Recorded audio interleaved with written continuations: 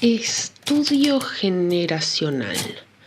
Dícese del análisis de los determinados grupos etarios, teniendo en cuenta los aspectos de origen, contexto geográfico y el impacto de los eventos que marcaron la historia de la humanidad. No me entra en un tweet.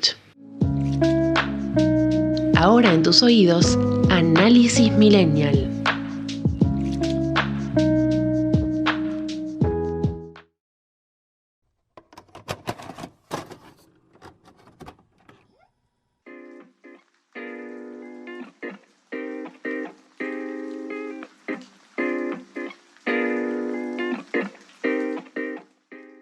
Bienvenidos a una nueva edición de Análisis Millennial, el programa que te recuerda, si el agua se hirvió, ya no sirve para el mate. Mi nombre es Julia. Los días de votación son mis favoritos en el año y nunca fui abanderada en el colegio. En el programa anterior recorrimos las metas, los logros y objetivos de las distintas generaciones según qué los hizo, los hace o los hará felices. Y llegamos a una conclusión bastante sólida. Ninguna generación fue realmente más feliz que otra, porque los objetivos cambian y las personas tienen muy en claro qué les hace felices, aunque eso cambie a lo largo de sus vidas. Pero hoy tenemos una temática que quizás no es tan consensuada, con una conclusión tan sólida: el activismo y todo lo que eso engloba. La caridad, la solidaridad, los militantes, la política. Eso parece muy polémico. Lisa, no me gusta la polémica en esta casa. La semana pasada también hablamos de cómo las nuevas generaciones, más puntualmente las centennials, han desfigurado un poco la figura del activista y las causas sociales. Primero porque no solo difunden, sino que creen en el mensaje de todos podemos generar un impacto. Y segundo porque, casi siempre, el activismo, las multitudes unidas por una causa o una meta social, suelen estar representadas por la juventud, los estudiantes, trabajadores y trabajadoras. Quizás por la fortaleza o la energía de la juventud, quizás por un despertar del vivir en sociedad y reconocer las necesidades con conciencia que traen los años.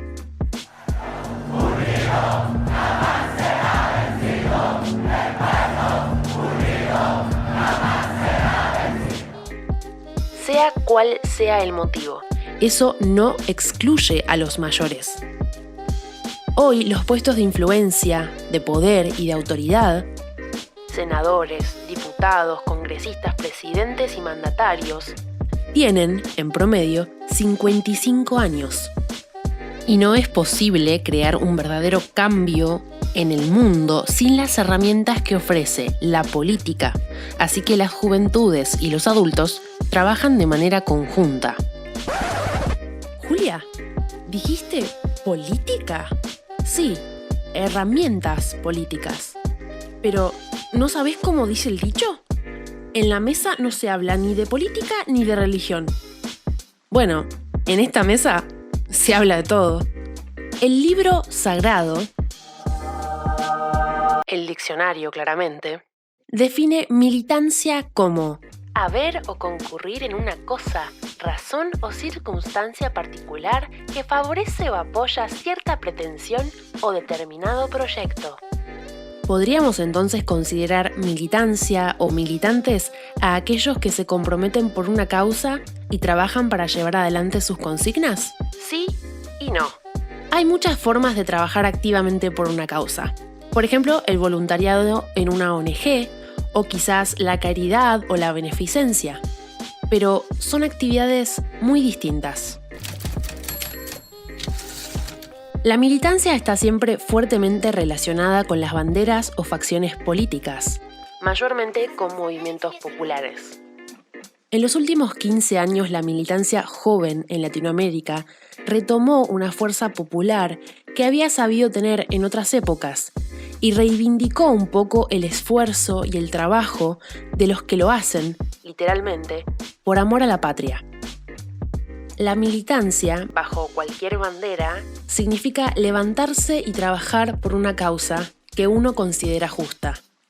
Trabajar por llevar adelante una equidad entre los ciudadanos de una comunidad y al mismo tiempo orientar a la gente en sus responsabilidades ciudadanas y en sus derechos como votante. O sea, ¿los militantes te dicen a quién votar?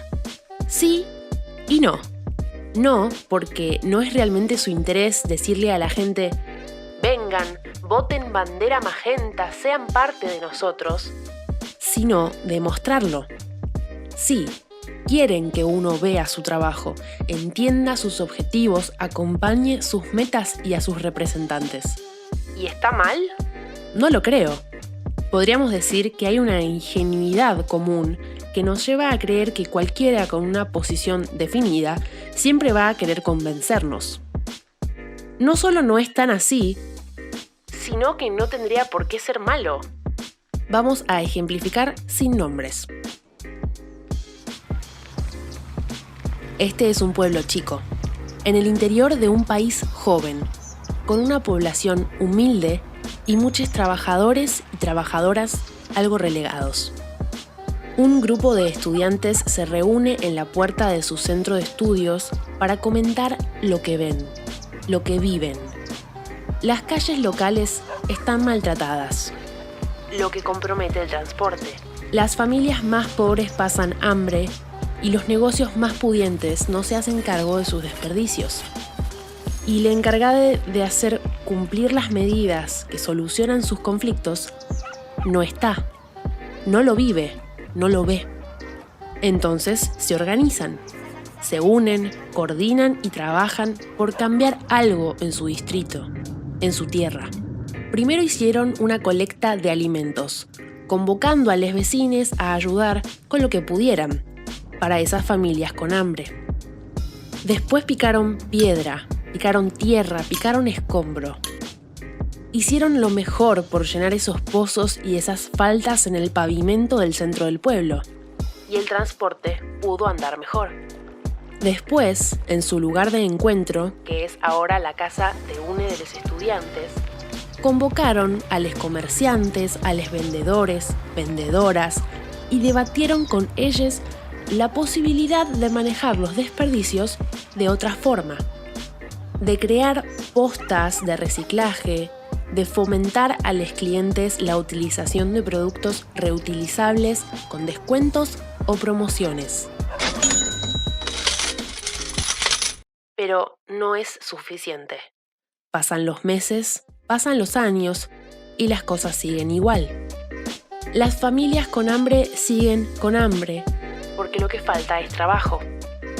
Las calles reparchadas no sobreviven las lluvias de otoño, porque lo que falta son obras.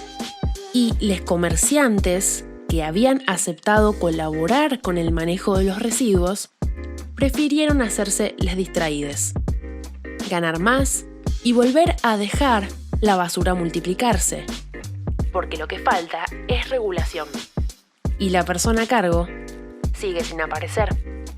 Entonces, los estudiantes, aparte de reunir comida, picar piedra y seguir debatiendo con los comerciantes, se volvieron a unir, se volvieron a organizar y esta vez se propusieron llegar a ocupar ese cargo de poder y realmente hacer un cambio en su pueblo. Entonces fueron por las calles hablando con los vecinos, mostrando sus ideas, sus proyectos, invitando a la gente a unirse, a acompañarles. Crearon un partido, hicieron campaña, trabajaron por los votos, hasta el día de la elección. Hola, quiero votar para presidente, gobernador y todo aquel que nos quite dinero para parques y bibliotecas. ¿Sirvió juntar comida, emparchar calles y organizar al pueblo si no iba a durar? Sí, porque las urgencias nos presionan día a día. ¿Sirve creer en la política, trabajar por las metas y hacerse cargo de los puestos de poder para poder mejorar la calidad de vida de la gente? Bueno, los estudiantes ganaron. Entre ellos eligieron una representante y ganaron las elecciones por mayoría popular. Puede sonar pequeño, puede sonar incluso inocente, pero los grandes cambios empiezan con eso, con pequeñas cosas, con pequeñas personas que se proponen hacer mejor. Por eso, los que militamos, creemos en la política como herramienta de los pueblos para vivir mejor, porque es el Estado de una nación el que debe responder ante las necesidades de la gente, y es, a la vez, la gente que debe responder y participar para mantener un estado de equidad. En el año 2017, los trabajadores gráficos de la imprenta AGR del grupo de medios argentino Clarín fueron notificados que la misma iba a cerrar, dejando casi 300 empleados en la calle y con ellos a sus familias. En consecuencia, se realizó un cese total de las tareas y una manifestación de varios días en la puerta de la fábrica.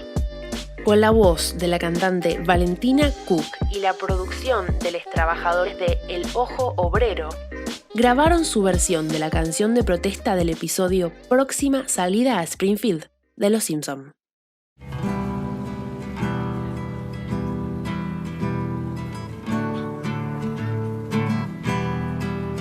Vengan todos, escuchen, ya no es un secreto que los gráficos luchan contra el diablo Magneto. Seguiremos día y noche, seguiremos unidos, somos trabajadores y es nuestro destino. Seguiremos luchando como hicimos ayer, la fábrica es suya, pero es nuestro el poder. Seguiremos luchando como hicimos ayer, la fábrica es suya, pero es nuestro el poder.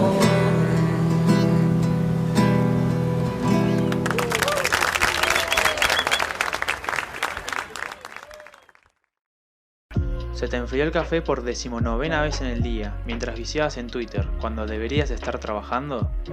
A mí también.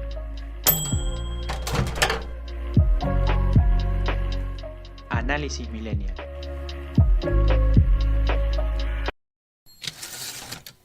Entonces, ¿cuál es la gran diferencia entre militar políticamente y trabajar en una subasta de caridad, quizás? Eva de Perón fue primera dama argentina entre el 1946 y el 1952 y una fuerte activista por los derechos del trabajador, las mujeres y las minorías. Estas eran sus palabras. La limosna para mí siempre fue un placer de los ricos, el placer desalmado de excitar el deseo de los pobres sin dejarlo nunca satisfecho. Y para eso, para que la limosna sea más miserable y cruel, inventaron la beneficencia. La limosna y la beneficencia son, para mí, ostentación de riqueza y de poder para humillar a los humildes. En el 1946 todavía no existía el concepto de organización no gubernamental, que de hecho nació en el 1950 tras la resolución de la ONU, que establece que cualquier organización privada puede considerarse ONG si cumple con estos 3 requisitos. 1. Son independientes de las instituciones, de los poderes públicos y los partidos políticos. 2. Trabajan por un bien social. Y 3. Lo hacen sin ánimo de lucro. Aclaración. Las regulaciones de las organizaciones sin fines de lucro varían según las normativas de cada país y a la vez las normativas del origen de esa organización, pero en su mayoría reciben beneficios impositivos por parte de los estados nacionales en una suerte de exención de impuestos por actividades de carácter solidario. En la actualidad existen más de 10 millones de ONGs registradas en todo el mundo. Algunas de carácter local, otras continental e incluso internacional.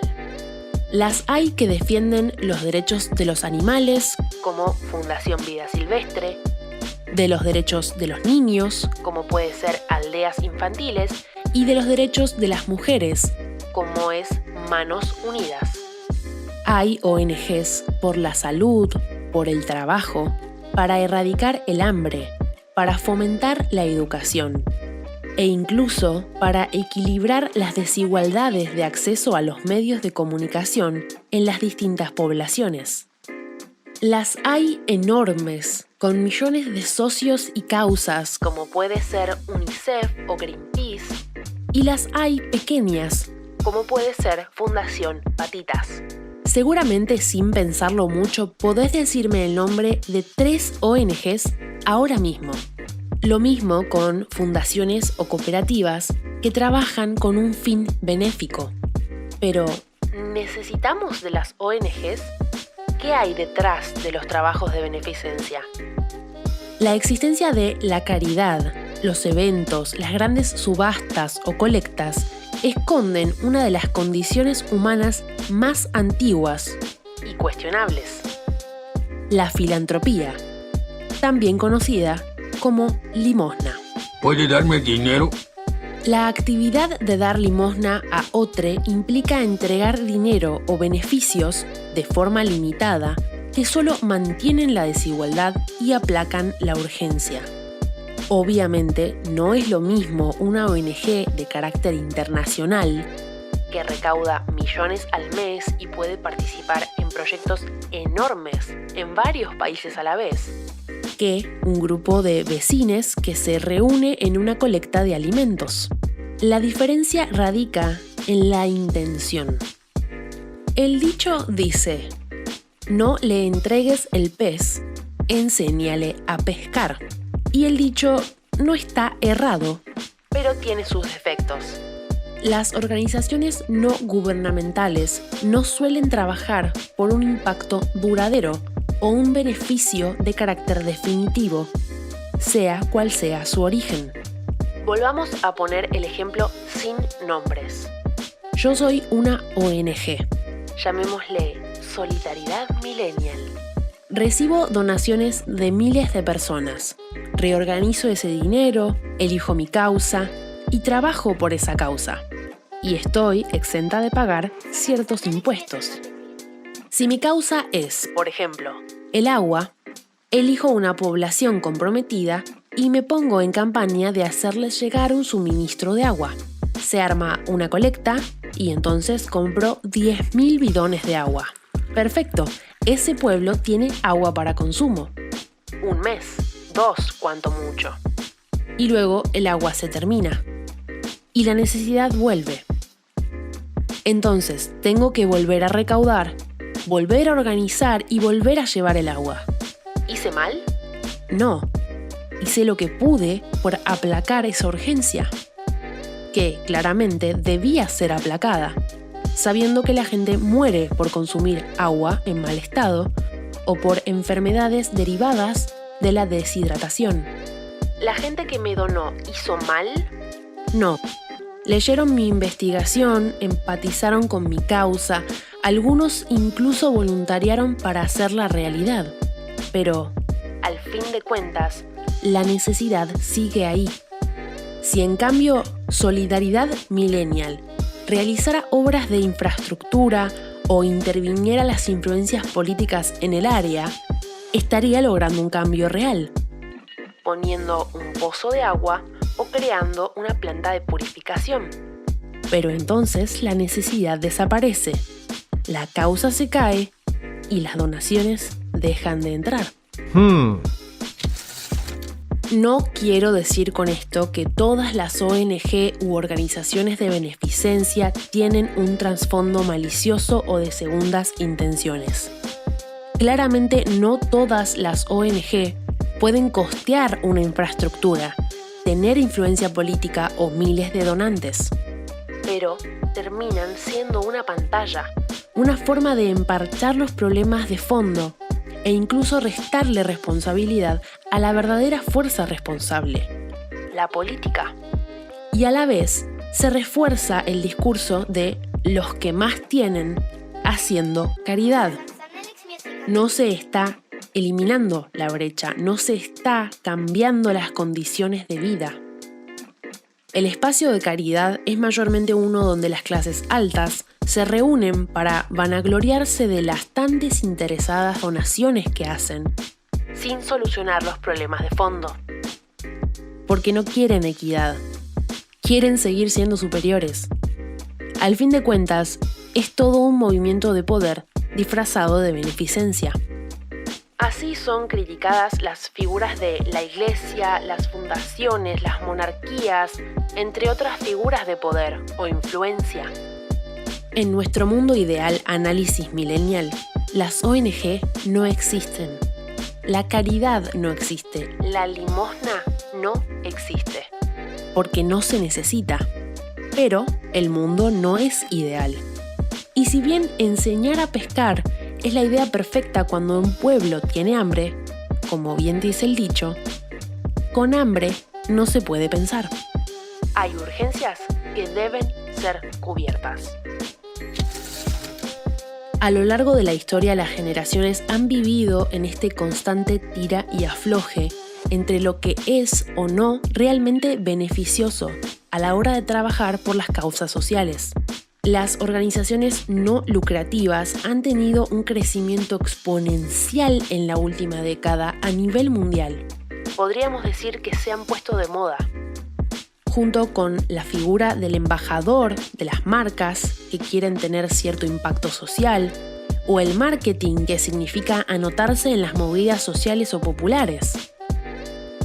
Contraria a la experiencia latina reciente, muchos países del mundo cuestionan la efectividad de la política y prefieren apostar por las movidas de carácter privado benéficas.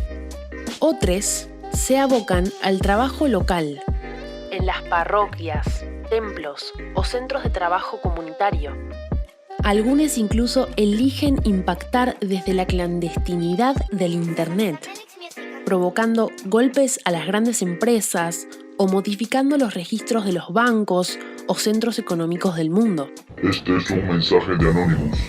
Y así surgen figuras del activismo, del trabajo social, que las hubo en todas las generaciones y que fueron cuestionadas fuertemente por sus formas, motivos reales e incluso orígenes. Algunos son pacíficos, algunos más radicales. Les hay de todas las edades y orígenes, porque ninguna forma de ayudar es mala. Ninguna actividad que implique poner el beneficio de todos delante del propio puede estar mal. La diferencia no está en qué herramienta uno elija para crear un impacto en el mundo, sino el por qué quiere hacerlo. Pero eso es otra cosa, ¿verdad? Pero ese es otro tema. Esto ha sido todo por hoy, amigues generacionales. Como siempre, gracias por estar, por sus likes, compartidas e interacciones. Están más que invitadas a seguirnos en redes sociales. Nos encuentran en Instagram y en Twitter como @an_mi_podcast. Y también pueden mandarnos sus mensajes por Telegram, @an_mi_podcast. La pregunta es: ¿considerás a tu generación como una generación machista? ¿Por qué? Como siempre, Análisis Millennial es posible gracias al trabajo de técnica de @sotus17, SOTTUS17, y el trabajo de gráfica de la magnífica @dg.fine, @dg.fine. Mi nombre es Julia. Gracias por compartir este espacio conmigo. Nosotros nos reencontramos la semana que viene en otra edición de Análisis Millennial.